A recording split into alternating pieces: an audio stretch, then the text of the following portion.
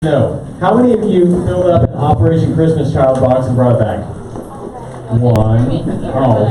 Oh, good. I'm glad you did it. Okay, cool. Libby brought one. Ivy brought one. Taylor brought one. Cool. So we got a few. That's very cool. If you haven't brought one back here yet, and you need to, it needs to be here by Sunday.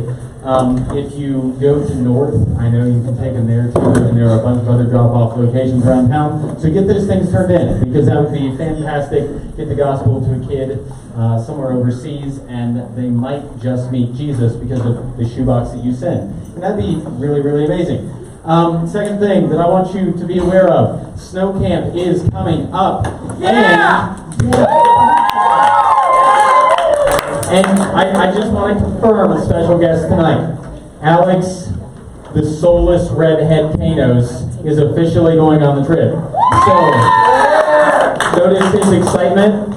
That's the excitement level that you will see all weekend long. Oh yeah! If he's real tired, that's what you get. If he's real pumped, that's what you get. If he's real angry, that's what you get.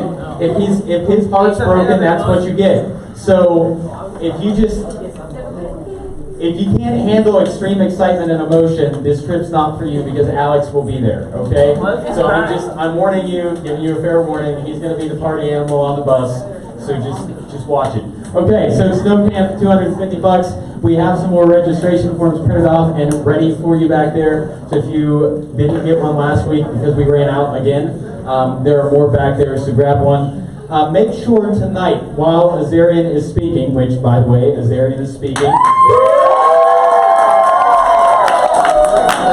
make sure that your phones are put away. Make sure that if you need to use the bathroom and you didn't do it during the 10 minutes we told you to, that you excuse yourself to use the bathroom while we're singing here in a minute, instead of getting up and distracting Azarian.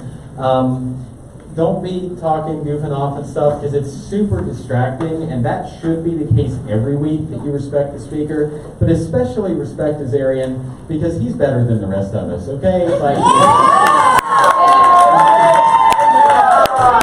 We deserve to be bullied. Azarian's just a nice guy, so let's play nice tonight.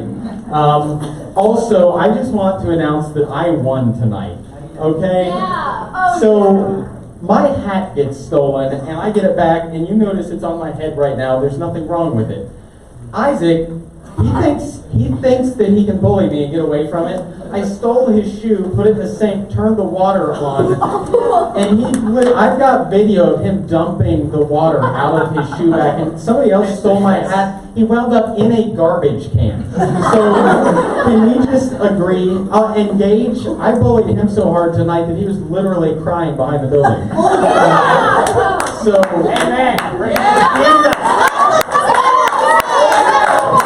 I might be small, not as small as Libby. I might be small, but don't mess with me, bros, okay? What are you talking about? Okay. You're scared of me. You're not wrong. Who in this room is scared of Phoebe? Be honest! Oh, that was kind of sad. I was hoping everybody would just catch on and raise their hand. Okay, so I'm gonna pray. We're going to sing. Azarian's going to do the talking tonight. We're going to go to small groups. It's going to be a really good evening here at Beatscape. I'm super glad you're here. God, I pray tonight as we spend time together as the body of Christ, that you would be honored by what you see and hear in this place. I pray that as we worship together, as we sing, that our hearts would really just kind of tune in to what's going to happen in this place. Pray that as Azarian shares the word with us tonight, that we'll soak it up, soak it in, and live more like Jesus in the coming week than we did the week before. We love you. We thank you for this place and for the people who make it possible. We pray this in your name. Amen. All right, this is one of the OGs. So let's get hyped.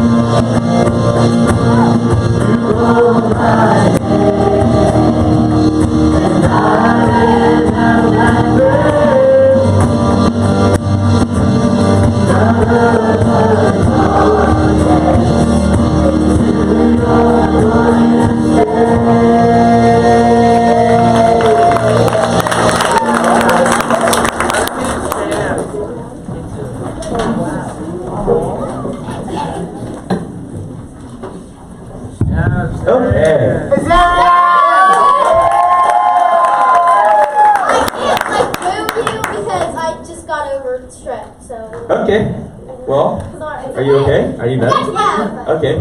Okay, how's everybody doing tonight? Awesome. Okay, well, for the ones that don't know, I'm Azarian. I play piano in the band. I go to Parkersburg High School. I'm 17, and and I love you guys. So that's just cute. Not ready to mingle. It's Jesus. Okay. Anyway, so tonight I'm feeling a little excited. So as normal nights, it's like quiet. I don't want it to be quiet. I want you like, if you have something like liberty all the time, just shout it out. Okay? My cat fell No, in the shower with me. like in a respectful way though. But like, if I ask a question, which I'll ask a few questions tonight, just don't be afraid to shout it out, okay? Just don't be rude and like just to like other people if they're talking. Just anyway. So, have you guys ever just done something to make yourself look cool in front of other people? Yes. Yeah. Okay. Yeah, so, and if you haven't, which I'm sure everybody has, on YouTube, like, those epic fails, like, that's just awesome. So, like, they're like, the guy's like walking all cool and he like falls in the pool, super awesome. Anyway, so I have a story of my own. Okay, anyway, so it was my freshman year at Parkersburg High School, and I wanted to be friends with everybody, everybody. So, I went to, oh, that's my phone. Okay, I went to a table because they were like, the cool kids. So it was like, I'm about to be cool. I'm a freshman, I'm about to be cool. So they were talking and then they made a joke. I had no idea what the joke was. So they're like, laughing, ha ha. And then here I am. Okay, I just got over a sickness. Okay, so I start laughing. Like no, seriously, I'm not joking. And then they all just looked at me. They're like, who is this kid? And the thing was, they were juniors. Who did I think I was? Like all upperclassmen, freshmen coming and sitting with you, freshmen. Sorry. Anyway, so I did that, and I was talking about it for the rest of the day. Anyway, so that was really embarrassing for me because I thought it was the funniest thing. And like, has anybody done that? Like just a nervous laugh because like you're nervous and you're like, you know what I mean? Yeah. So that's really embarrassing. And so what do we do? Like as students or as adults, do we like to show off our weird selves around people? Like, are we just like all the time? Or are we like trying to be cool? Yeah. I'm weird. So weird, exactly. That's right. So, does anybody know what that's called? Like, being weird? I don't know what being ourselves. Okay. Well, my question actually. All right. Let me rephrase that. So, you yourself, you're trying to figure out, or like, you put on like a face, okay? So like, okay, that's actually really confusing. I'll just go ahead and say it. So the definition, or like the word is managing your image. All of us do it. I do it, you do it. So the definition that I got is doing whatever you can to make sure the best parts of yourself are visible and the less likable parts are hidden. So like, on social media, does anybody follow Justin Bieber? I know I do. Yeah, right? So like, Justin Bieber, like any like famous person. So like it looks like their lives are perfect, and so sometimes we do that. Like our social media, we post the best pictures. So like there's a tree, and we take like 50 pictures of ourselves, like hey, trying to get like the best picture. And so that's basically what managing our images are. Because some of us aren't the best at taking pictures. I'm not. I always look like an ogre in all of my pictures. So yeah, so we do that, and so as crazy as it sounds, I'm sure everybody does that. And so, where was that? So, a lot of us do that, and it might not be like to that, but some of us like to manage our image by, we're embarrassed by our moms and our parents and our family, to where like they're taking us to school, and we're like, don't talk, just drive away. Or we're like a block away, and we're like, Mom, just drop me off here, We do that. Or it's like we leave the house in the morning, we have a bad hair day, so we're like, we're gonna go crawl back in my little hole, you know what I mean? So like, so that's what we do. We manage our image. And then another thing is, I know I did this, but like there's like the cool person in school, whatever, you're like walking with them to class because you want to be known as like the cool person with that cool group. And so, yeah, so I'm sure that we all at one point, or we will soon get to that, where we want to be with like the cool group. But I'll let you know, it's not as cool. The cool group normally is the mean group. But anyway, this beautiful drawing that I have behind me, can anybody read what it says? Yes. Okay, you can't see it? I'm sorry. Okay, so the applause meter. We have 0, boo, 50, and 100. Wow, wow. I just saw it and I thought it was funny. Yeah, so a lot of us, we might not notice it, but we have an applause meter like in our lives. So like how I said with the cool group, when you first meet somebody or somebody you want to impress, we pull this up. So when we do something weird, we're like, oh man, they're giving me a boo. Or, oh man, they're giving me an eh. Or if someone's just equally as weird as you, or you think that they like you, it's a wah wah, 100, you know? So we all do that. And that's a problem, okay? So this isn't just a high school thing or middle school thing, by the way. I'm not an adult, but I'm sure adults struggle with it too. So, thank you. Okay, anyway. Just because we all have different extents, like some of us are really focused on this applause meter or focused on what people want us to like see, it's exhausting. So it's like a full-time job. Like, anybody work?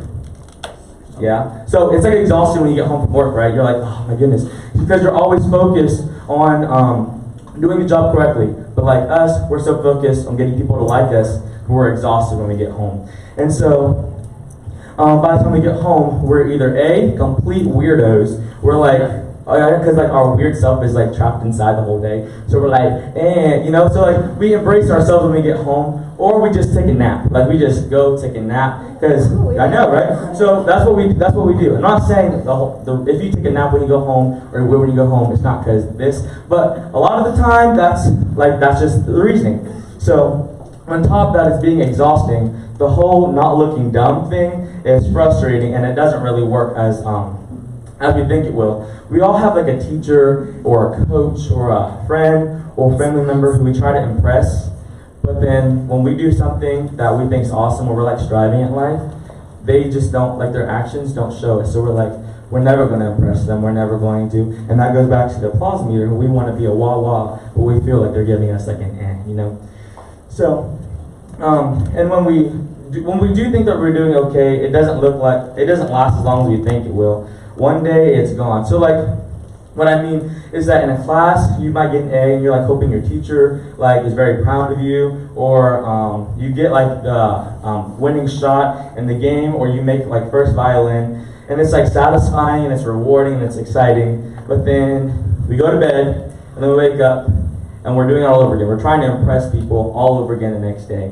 And so, yes. So that's really sad, don't you guys think? Like, it's just sad just knowing that we spend all of our time and our energy impressing other people when we could be doing things for God. And so it's just really sad. So the reason that we're talking about managing how people see us, does anybody know why we're talking about that tonight? Does anybody have any idea at all?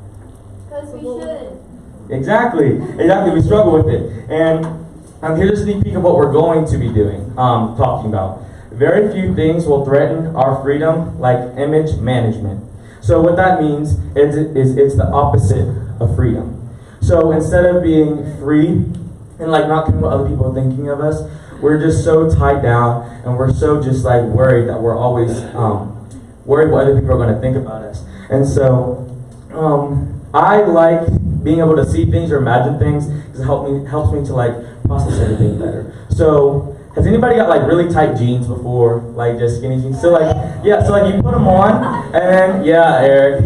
Okay. Anyway, so you have really tight jeans because you want people to like, man, look at them, they looking good, you know? So like you're walking and you're like really squeezing, like it's painful. So like you sit down in class, you sit up, and you're like, okay, yeah, you know, you're trying to look good. But then everybody knows when y'all get home and you button those jeans, woo! Now that's freedom, y'all. Okay. Anyway. So that's basically what we're talking about. We do things and we try to show other people the good side of us or make ourselves look good. Then that's not freedom, because I know I feel better when I feel comfortable. I'm not like all squeezed up in those jeans, you know? So anyway, last time we talked about how Jesus wants us to be free people, and that's the our series that we're going through. But what do we do if the fight for approval takes up our lives and keeps us from feeling anything but free?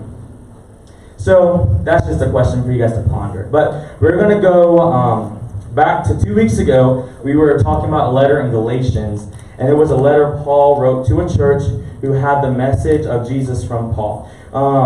But so he was like preaching, he was out, and he was talking about Jesus and stuff, and then there were some teachers who came around, and they had a different view of what following Jesus is like. So, Paul message, he was like, Jesus saved you, you're free from sin. Jesus made the relationship between you and God right. And these guys are coming around the corner, like these prophets and the teachers, saying, not so fast. Actually, you kind of have to keep these Jewish commands to also for the whole salvation thing to take. So he was saying, so like the Bible, how we have things that we should and shouldn't do. They were taking it to where we should follow by the rules consistently. But the gospel, Paul was saying, is that Jesus saved you and that you're free from sin. You guys can be free. So Paul, he opens up the letter by saying this. It's in Galatians chapter 1, verse 6 through 7. And can anybody see that to read it? Okay. There's words missing. Here. Can you read that? Yes. Okay, Ryan, go ahead and read it for me. I am astonished that you are so quickly deserting the one who called you to live in the grace of Christ and are turning to a different gospel, which is really no gospel at all. But bam! Is there another slide? Oh, evidently some people are throwing you into confusion and are trying to pervert the gospel of Christ. That was good. I heard an amen. That was good. Yeah. So those words are pretty direct, don't you think? And so we're going to go and move to a few verses that Paul wrote later. And go ahead. Obviously, I'm not trying to win the approval of people, but of God. If pleasing people were my goal, I would not be Christ's servant. So what Paul is, thank you, by the way. Thank you a lot. Anyway, so basically what Paul is saying is, I'm probably going to make you mad by what I'm saying here, just to set the record straight. And so, but I don't really, probably not as rude as this, but he's like, I don't really care. I'm not here for your approval. I'm here for God's approval.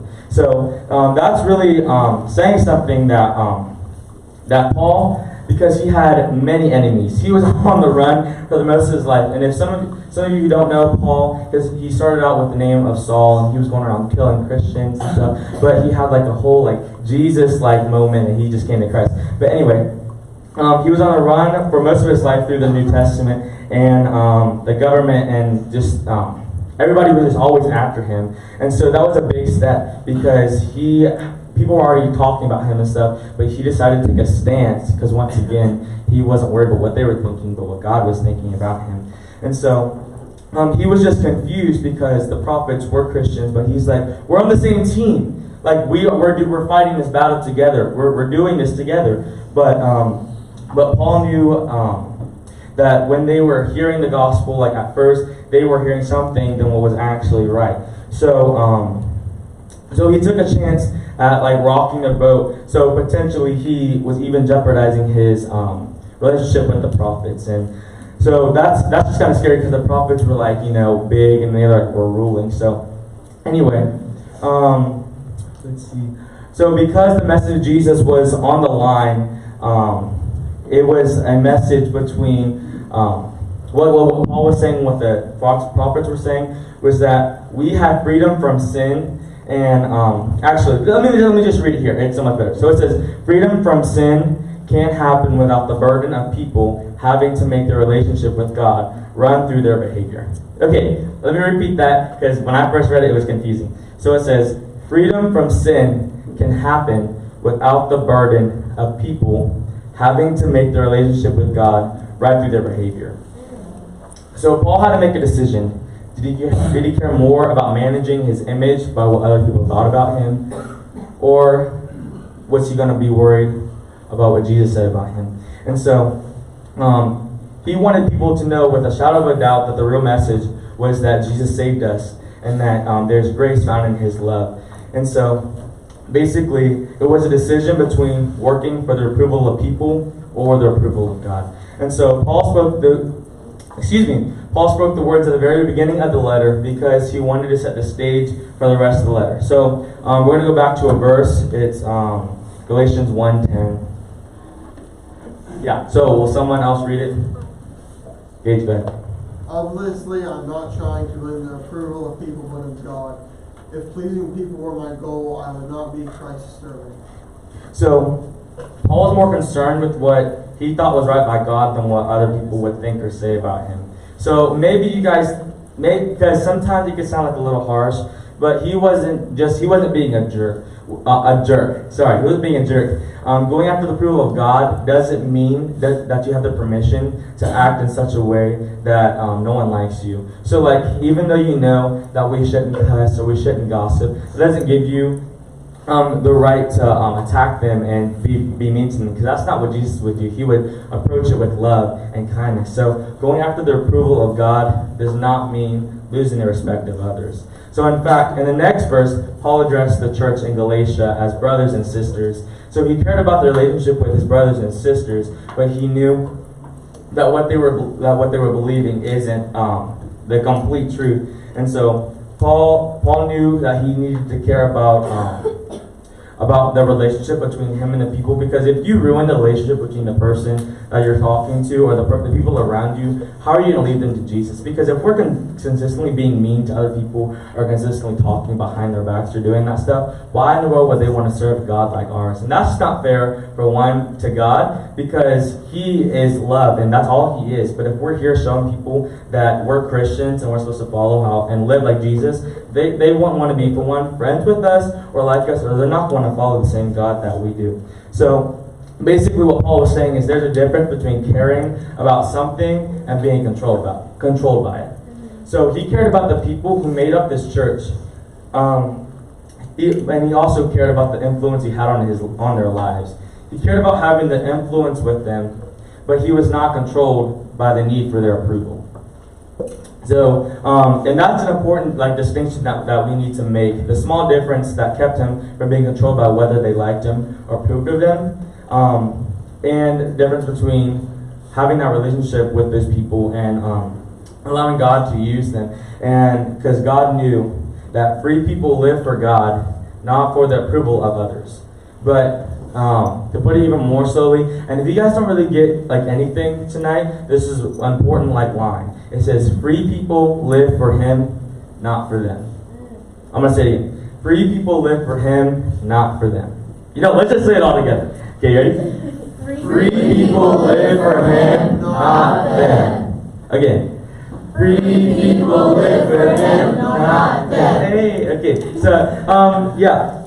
So if you guys don't remember anything, that's just the line of tonight. So, but that's not always easy to do. It's not always easy to care about, to not care about what others think about us and being controlled by their thoughts and their opinions about us. So some of us are asking ourselves, well, how do I know if I'm being controlled by the approval of others? Well, first, if you're willing to do things when other people are around that you wouldn't do by yourself, you're probably being controlled by their opinions. If you feel like you're living different lives depending on the group you're hanging out with, being the way with one group of friends, another way with another group, another way with your family, at your church, or you may be controlled by the approval of others. So if you're living many lives, you are being controlled by others' opinions. And so these last two, they're a little tough. So if what other people say to you about you or think about you, whether it's a coach, a teacher, a family member, a student that goes to school with you, and it changes how you feel about yourself, you're controlled by other people's opinions. But what if it makes you feel good? Well, then you accept it. You accept it, you're like, thank you. But you remember, but it's for Jesus that we are living for Jesus. So that's all actually an awesome opportunity to share the gospel. Because I'm not perfect, but our God is. So that's actually an awesome way. And then this last one, this is a big biggie. It says if there's a church version of you, like I said before, a church version of you and a school version of you, then you're being controlled by the opinions of others. And so here's why that matters. You weren't made to be controlled by anything. Remember, Jesus wants us to be free people. He wants us to be free from the opinions of other people that other people have. And free people don't live with every action being controlled by what other people see about them. And so now here's what Paul was not saying though. He's not saying, I'm seeking the approval of God, so it doesn't matter how I treat everybody else. So like I was saying a little bit before, that's not what he meant. The thing that he thinks is important is that we don't get obsessed with managing our image managing our image to be like, I'm a Christian. You're a sinner, because for one, we're all sinners, and two, none of us are better than anybody else. But some of us that are Christians and are following Jesus, sometimes we have an image as a super Christian. And so that's when we act like we're better than other people. And so we don't always realize it, but that's not freedom either. That's still being controlled by our need to look a certain way. So now before we wrap up, I want just to get a little personal, just a little bit. Is that okay? If I just like hit you in your nose a little bit? Okay. So chances are there's at least one relationship in your life where you care way more about it, way more about what they think of you, way more about their approval than you should. A relationship where, if you were honest, they have more control over your emotions or a view of how you view yourself than you would like to admit.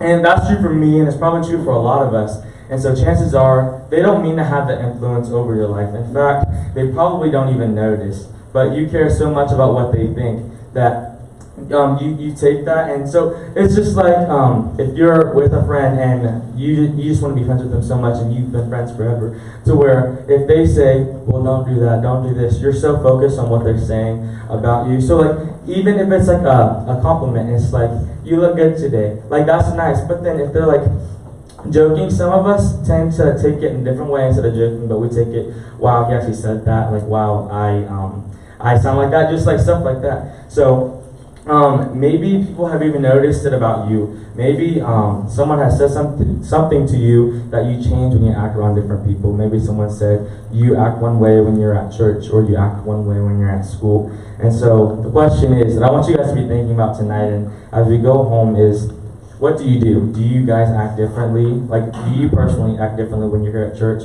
and around your Christian friends than when you are at school?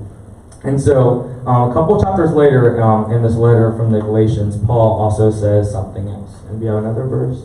So, Phoebe, go ahead. Pay careful attention to your own work, for then you will get the satisfaction of a job well done, and you won't need to compare yourself to anyone else, for we are each responsible for our own conduct. So, Paul pretty much sums it up right here. You worry about you. You're responsible for yourself, and you don't want to be the background like basketball player of your own life. So you don't have to let someone else's opinion drive your decisions. The responsibility for you lies with you. So in a way, it's like Paul is saying, you do you, boo, you know? So it's like not because he didn't care about what other people thought, but because he understood that we sometimes miss this really important part, is that you don't need the others to give you what you already have.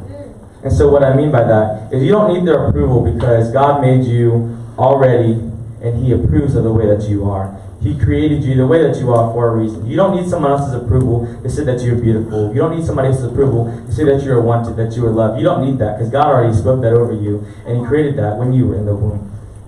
And so God, he loves you so much. Like, he is so crazy about you. Like, when I say this, it's just like, I just can't say it like with more excitement. Like, he loves us so much. To where Jesus, his son, he sent down from heaven to live here, to live this life with us. But then he died on a cross to save us. So like, I use this analogy a lot, but it's so true. That like someone that you love so deeply and so passionately. Like, think of someone that you love so deeply right now. Just think about it.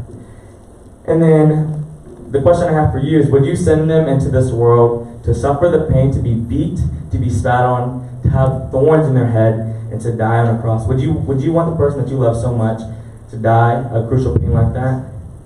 It's hard, but that's how much he loves you and how much he wants a relationship with you.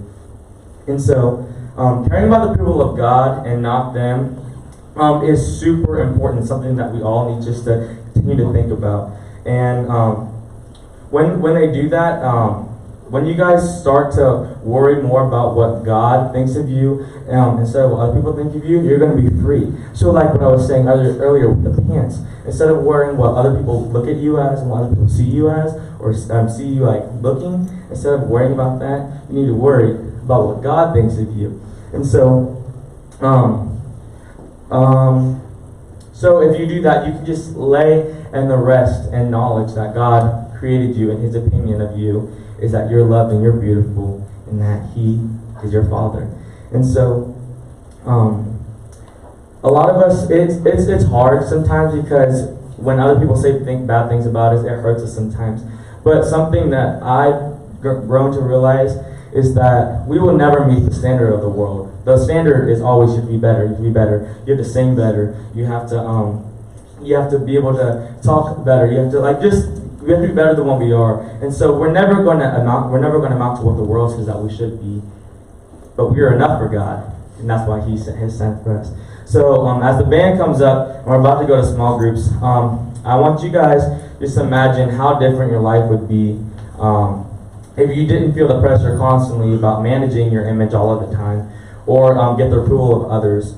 What would it look like as though you guys started living like your pants are free? Like not actually, but like, you know, like living like you don't have to be worried about like your, like you don't have to worry about your pants being all scuffed up all the time. So if you really think about it, how much less stressed and anxious would you be, and how much more happier would you be knowing that you are enough for God?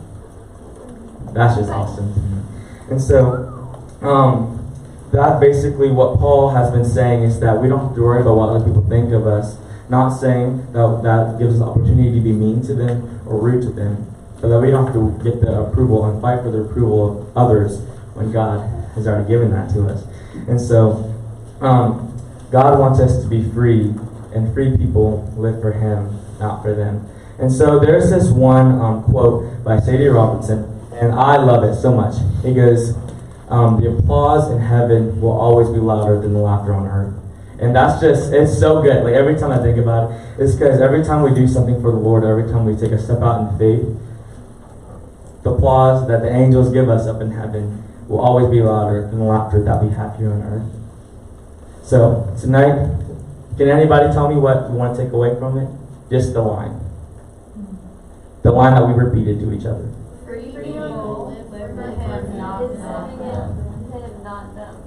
Yes, say it again. Yeah. So, yes, free people live for Him, not them. So as we get ready to sing, and as we go into our small groups, just remember that we don't have to fight for the approval of others. We are enough for God. And like I just been saying, that God is enough for us, and that we are enough because He has sent His Son down here. And so, yeah, that's really what I have for you tonight. So I just want you guys to always be caught up in people's opinions of you, because we will never be good enough for other people, but we are good enough for God. So, dear God, I thank You so much for this night, and I thank You so much just for all that You have done for us, Lord. And I thank You so much just for not allowing us, or telling us that we don't have to worry about what other people say about us, and we don't have to fight for their approval.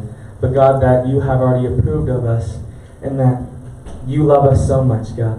I thank You so much, and I pray tonight as we get ready to sing, God, and as we go into our small groups, God, that You help us just to sit and really dig down deep. God, do we worry about what other people think of us, or do we worry about what You think of us, God?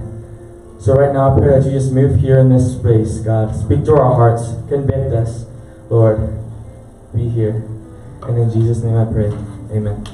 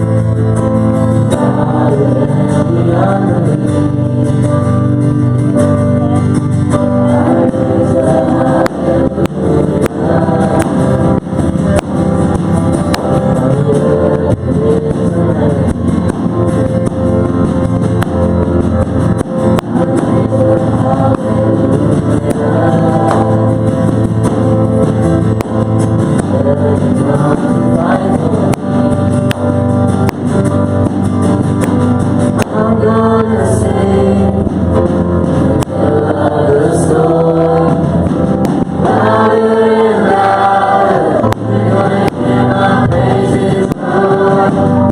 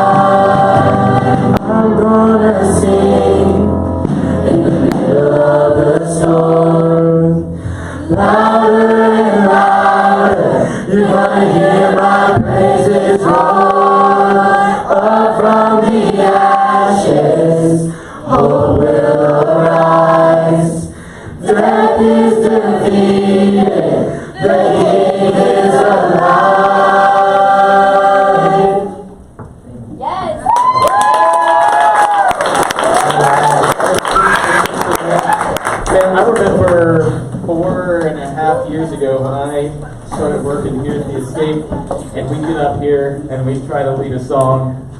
It was like awful. Like, nobody would sing. Everybody's like picking their nose. Like, man, my favorite part of every Wednesday night now is hearing you guys sing and worship Jesus together. Also, while we were singing that song, I decided that we need to sign a contract with Sarah Brace, and she could make worship workout videos.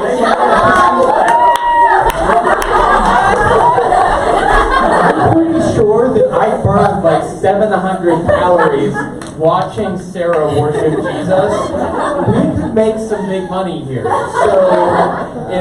if any of y'all want to be backup dancers, we'll have auditions next week. And I burn for Jesus.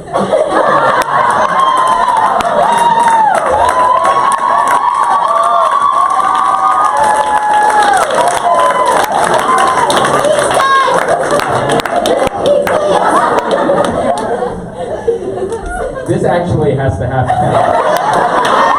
We need to get Alex Perez on this. This is going to be a YouTube sensation. Okay. So one thing real quick that I want to encourage all of our small groups to do tonight. There is a lady here at Liberty Street Church. Her name is Barb Harrell. This lady is 89 years old, and every single Wednesday for the past 2 or 3 years, she has come over here at noon, unlocked the Escape, and meets with a group of ladies to pray for what happens here at the Escape every Wednesday night. She's done this every Wednesday for a couple years now. 89 years old. Well, she is currently in the hospital having some serious breathing problems and just some other physical problems. And since she has been so faithfully committed to praying for us every Wednesday for years, I want to encourage every single small group to take time to pray for her tonight. I mean, that's the very least that we can do. Because there are some of you who are here tonight who know and love Jesus tonight because of her prayers on your behalf. For a couple of years before we got so many students, she prayed for each Escape student by name every day. I mean, that's a big deal. So we've got one name to lift up tonight. That is the name Barb Harrell. I want you to pray for her in your small groups tonight. And we'll make sure that she knows that the entire Escape Student Ministries crew prayed for her tonight. And that's going to be more to her than anything else that we could do for her. So I'm going to pray real quick for her and for your groups, and then I want you to take a couple minutes and pray for her tonight too. God, thanks for the people who invest so much in this ministry, some of them financially, some of them through their time and energy here on Wednesday nights. But God, we'd be crazy to forget the people who pray faithfully for what happens here, because there's power in prayer, there's power in the name of Jesus. And God, I'm so thankful for Barb and the other ladies that meet here every single week. I'm thankful that she has such a big heart for this ministry that a couple years ago she thought, you know what, this deserves my time every week. And I pray as she's in the hospital right now that you will heal her body, that you will make breathing easier for her again, that all of the other infections and things going on with her right now, that they would be cleared up. And that she'll be able to continue serving Jesus for a long time. God, we pray this in your name. Amen. Okay, have your groups.